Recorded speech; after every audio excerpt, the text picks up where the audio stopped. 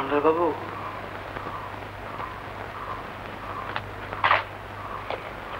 বাবা কাল রাত্রিরে ফিরেছেন। আপনি দিন কতক ছুটি নিয়ে কলকাতা থেকে ঘুরে আসুন। ছুটি নেব? হ্যাঁ। কেন? এই তা তো জানি না। তাহলে বললেন কেন? বিদ্যুৎ যে বললে বলতে। জানেন বড্ডর খুব অসুখ। তাই নাকি? হ্যাঁ, 3 দিন শুয়ে আছে।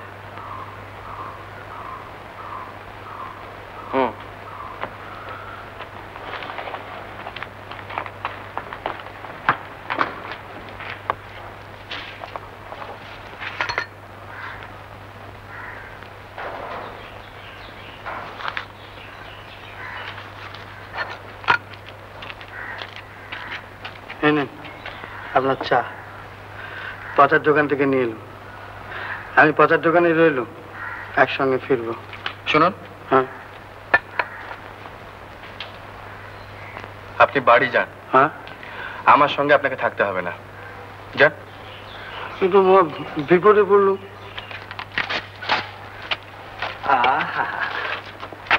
বেচারা, কর্তার সঙ্গে দেখা হয়েছে? না। দেখো কম্পাউন্ডার বাবু, একটা কথা তোমায় বলি, মনে রেখো। বাঘের চোখের দিকে চেয়ে যদি বুক কাঁপে, তবে বাঘের সঙ্গে লড়তে যেও না। আর কিছু বলবে? না, আর কি বলবো, আর কিছু বলবো না ভাই।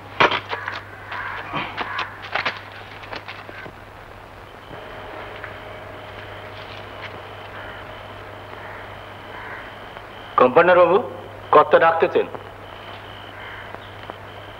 বুনো, এই বুনো, পদ্ম কেমন আছে রে?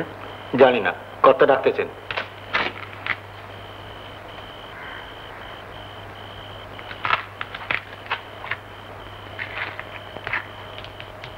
নেচ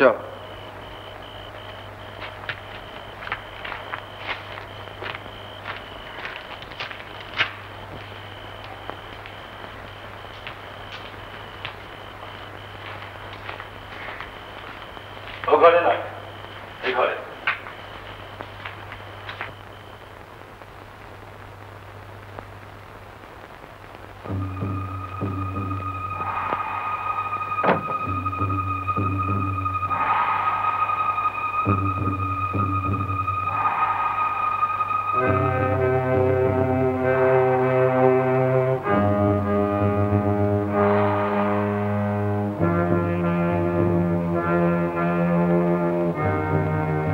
এদিকে এসো।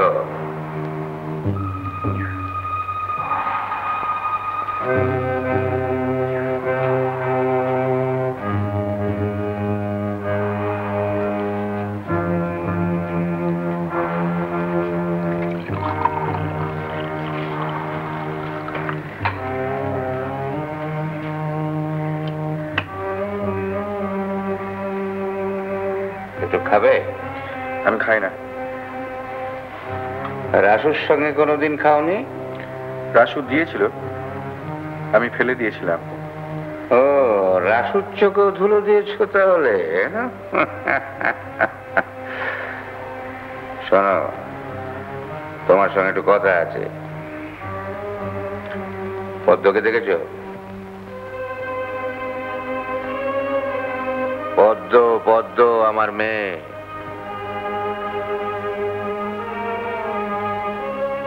বাড়ির সকলের ইচ্ছে তার সঙ্গে তোমার বিয়ে হয়।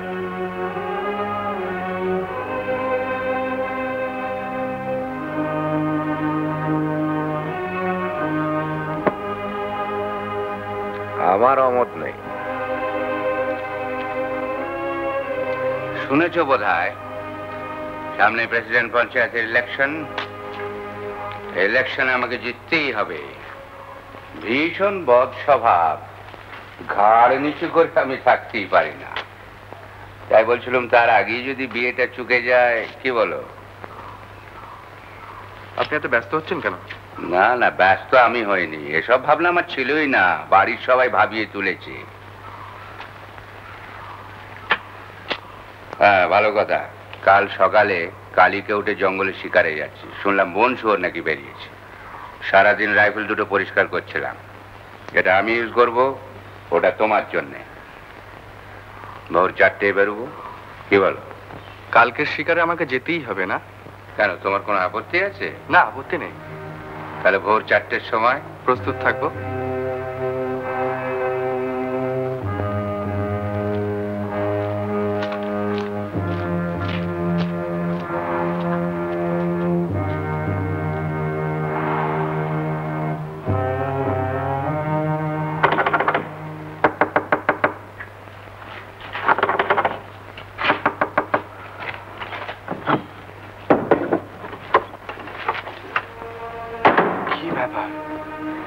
এত রাত্রে? আমি এক্ষুনি চলে যাব, শুধু একটা কথা বলতে এসেছি।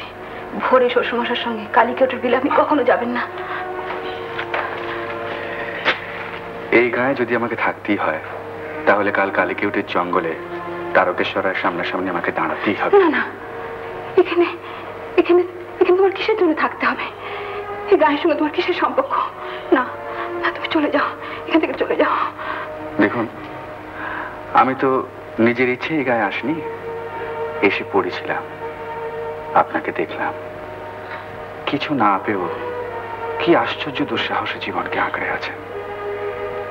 প্রতিজ্ঞা করলাম, গুরু দক্ষিণা না দিয়ে এই গাঁ থেকে আমি কিছুতেই যাব না।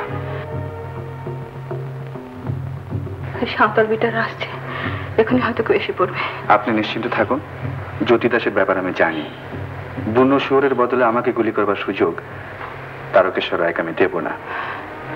সবসময় সতর্ক থাকবেন, ফিরে না আসা পর্যন্ত স্বস্তি পাবো না।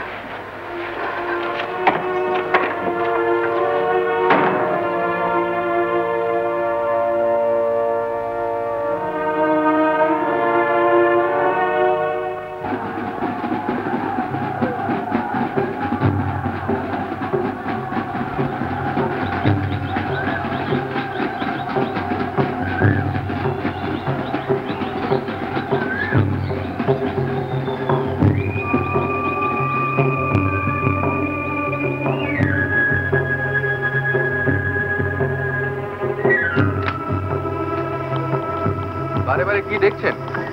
গুলি তো ভরাই আছে ওতে। আর দেরি করো না, নিজের জায়গায় গিয়ে দাঁড়াও। কোন দিকে দাঁড়ালে আপনার সুবিধা হবে? এখনই বুনো শুয়োর বেরোবে, নিজের জায়গায় যাও। শিকার তো আপনার সামনে দাঁড়িয়ে। শুট। What you mean? আপনাকে পিছন থেকে গুলি করতে আমি দেবো না। যদি গুলি করতেই হয়, সামনাসামনি গুলি করতে হবে।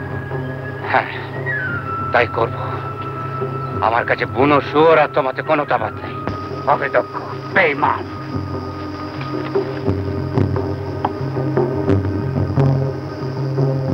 কি হলো? ওরা তো আপনার লোক। শয়তান। তোমার চেয়েও? তারকেশ্বর রায়? এত বড় স্পর্ধা, আমার নাম ধরে ডাকো। আমি তো তবু আপনার নাম মুখে আনছি, কিন্তু আপনি যে কীর্তি রেখে যাচ্ছেন তাতে দুদিন বাদে আপনার নাম ঘেন্নায় কেউ উচ্চারণ করবে না। এই আসনার ছেলেরাই আপনার মূর্তি তৈরি করে আপনার বাড়ির সামনে পোড়াবে। আচ্ছা, জীবনে তো জাল, জোচ্চুরি, খুন, জখম, লাঠিবাজি অনেক কিছুই করলেন, কিন্তু কি পেলেন? বন্ধুকে শত্রু করেছেন, স্ত্রীকে একটি জীবন্ত পাথরের মূর্তি করে রেখেছেন। আপনার একমাত্র ছেলে আপনার ছায়া দেখলে ভয়ে পালিয়ে যায়। অমন যে সুন্দর পুত্রবধূ। আমি না হয় থামবো, কিন্তু চরণ বাণুজ্যের প্রেতাত্মা কি থামবে? দুলেশার ঘর পুড়িয়ে দিয়েছিলেন, সে আগুন কি নিবেছে? জ্যোতি দাসকে এই কালীকেটের জঙ্গলে এনে আপনি খুন করেছিলেন, তার অনাথ ছেলে মেয়েদের কান্না কি থেমে গিয়েছে মনে করেন? ইলেকশন মিটিং এ আমার গলা দিয়ে তাদের সেই থেমে যাওয়া আর্তনাদ আবার নতুন করে জেগে উঠবে, আর সেই আওয়াজ আচনা থেকে দিল্লি পর্যন্ত পৌঁছবে। জীবনে একটা মাত্র ভুল করেছি, রাস্তা থেকে কুড়িয়ে এনে আমার নিজের ঘরে তোমার জায়গা দিয়েছিলাম, তার মাসুল যে এমনি ভাবে দিতে হবে। ঠিক আছে, ঠিক আছে।